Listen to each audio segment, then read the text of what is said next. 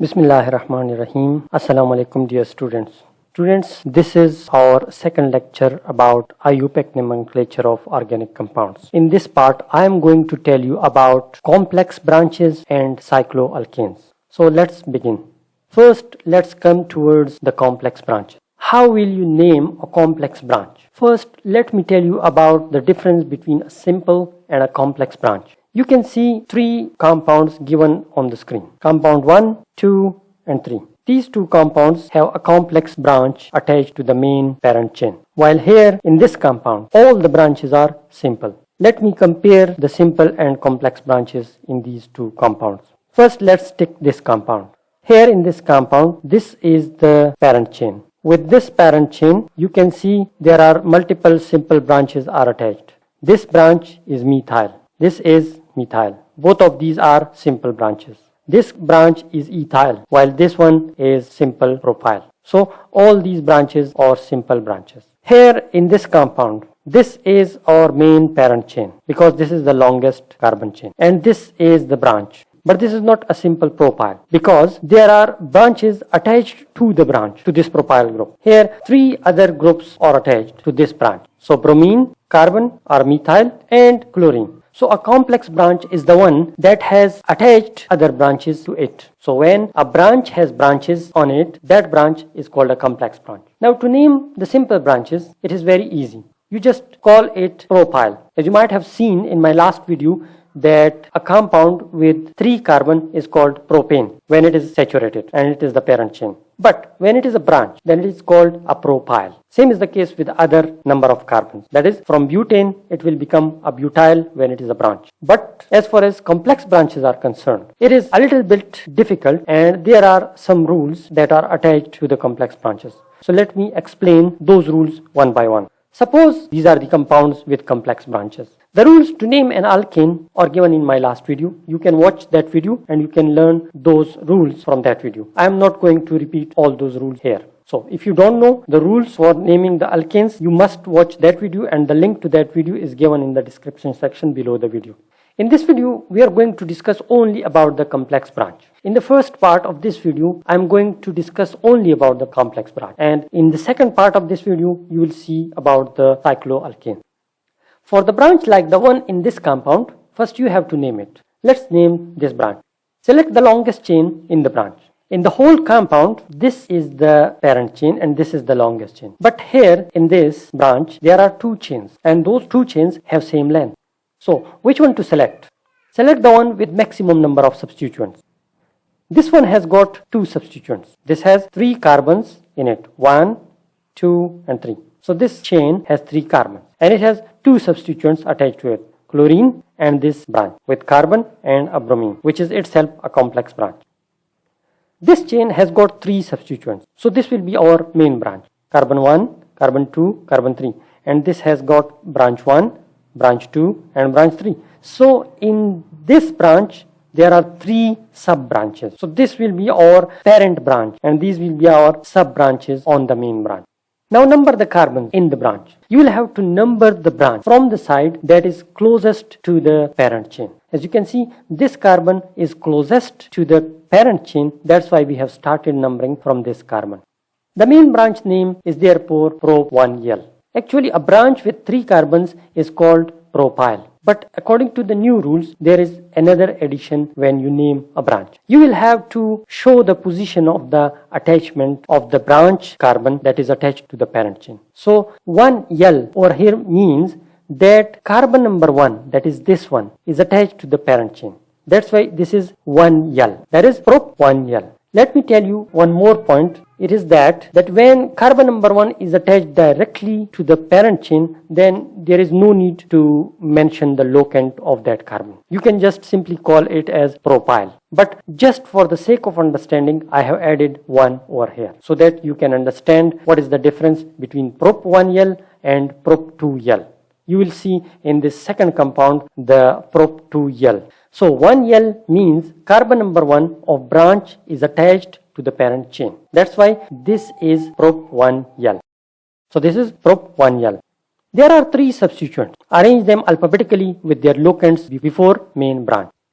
That is 3-bromo, 1-chloro and 2-methyl. These are 3 sub-branches. So you will have to arrange these sub-branches in alphabetical order before the main branch. So this prop-1L R-propyl is the main branch, and these 3 are the sub-branches attached to this main branch. So you have arranged them in alphabetical order, and you have also mentioned the position of each of these sub-branches. That is 3-bromo, because it is at carbon number 3 in the branch. 1-chloro, this is attached to carbon number 1, and 2-methyl here, and their alphabetical order is B, C and M, and then at the end the name of the main branch, prop-1L or simply propyl.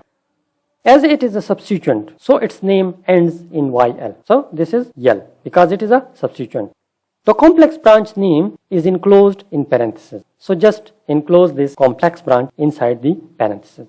The locant of the complex branch is written before the starting parenthesis here, because this whole branch is attached to a carbon number of the parent chain. So which carbon is this? This is carbon number 6. So this is 1, 2, 3, 4, 5, 6. 1, 2, 3, 4, 5, 6. So whether you number it from this side or from the right side, it is carbon number 6. So this 6 represents the carbon number of the parent chain to which this complex branch is attached. That's why I have written it as 6 dash, because this complex branch is attached to the carbon number 6 of the parent chain. Now write the full name including the parent chain name according to the number of carbons in it. So what is the main parent chain name? It has 11 carbons, so the name will be as undecane. And this will be written at the end of the whole name because this is our branch, and branch name is always written before the parent name. Okay, what about this complex branch? Again, it has got 2 similar length branches, that is carbon 1, 2, 3, 4. So this chain has 4 carbons and it has got only 1 sub branch. What about this one? 1, 2, 3, 4. This has also got 4 carbons, but in this case it has got 2 substituents. So the one with maximum number of substituents will be our parent main branch. So this will be selected as our parent branch. Now number this branch. 1, 2, 3 and 4. You will have to start the numbering from the side of the branch which is closest to the carbon attached to the parent chain. As you can see, this carbon is attached to the main parent. That's why you will have to start numbering from this carbon, not from this one. So 1, 2, 3 and 4. Now it's easy to name this compound. And now you will have to write the names of the sub branches. These are 4-bromo and 3-methyl. So this is bromo at carbon number 4 of the main branch, and this is methyl at carbon number 3. So 4-bromo, 3-methyl, and they are in alphabetical order. And then you will have to close this whole thing into parentheses because this is a complex branch. And you will have to show the locant of this complex branch at the main parent chain. As it is attached to carbon number 6, that's why you will have to type 6 here. And then at the end, you will have to write the name of the parent chain, which is undecane. So this was all about the complex branch naming according to IUPAC rules. Students, this is an assignment for you, and I have written roll numbers over here. So for roll number 1 to roll number 20, this will be the assignment. You will have to name this compound, and this is for the students from roll number 21 to 40. They will have to name this compound. So this one is for 41 to 60 roll number. These 3 compounds are for section A, and these 3 compounds are for section B. In section B, from roll number 1 to roll number 20, this compound, from roll number 21 to 40, this one, and from 41 to 60 is this compound. So you will have to give me your answers in the comment section with your roll numbers.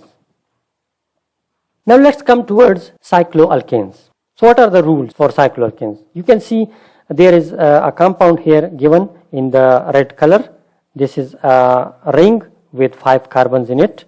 So let's begin and learn the rules that we use for naming the cyclo compounds. The first thing that you will have to learn is that you will have to add a prefix cyclo to the parent name. So this compound will be called as cyclopentane.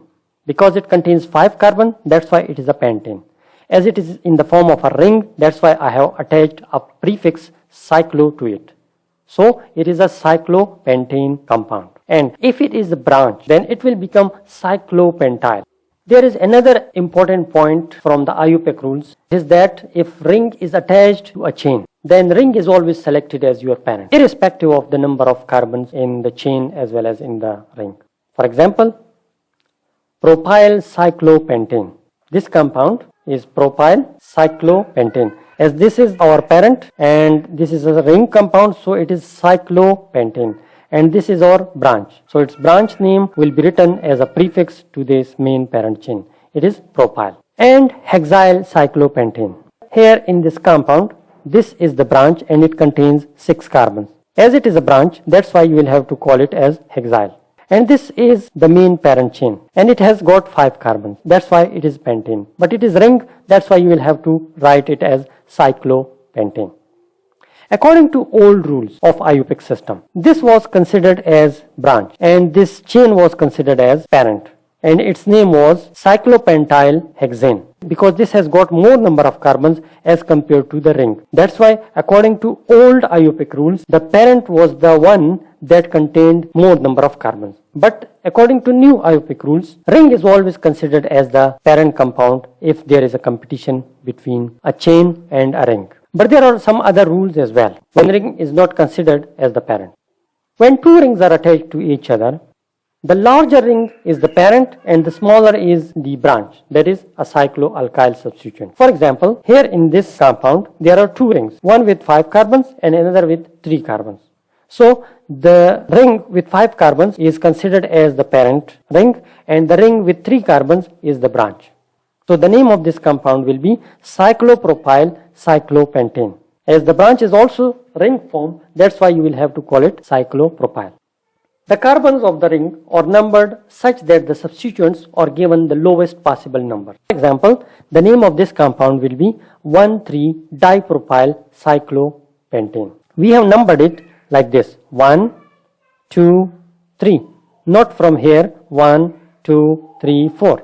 So it is not 1,4-dipropyl cyclopentane, it is 1,3-dipropyl cyclopentane. And let me tell you that here in the ring compounds as well, all other rules that you learnt in my first video about IUPAC rules, they will be applied here as well. I have just explained about the rings. If ring is present, how will you name that branch or that parent if the ring is there in that compound? The remaining rules will be the same as you learnt in my last video. So this was all about cycloalkanes and complex branches. Inshallah, in my next video, I will be teaching you about the unsaturations if present in a ring or in the straight chain, in the branch or in the parent. So till then, Allah Hafiz.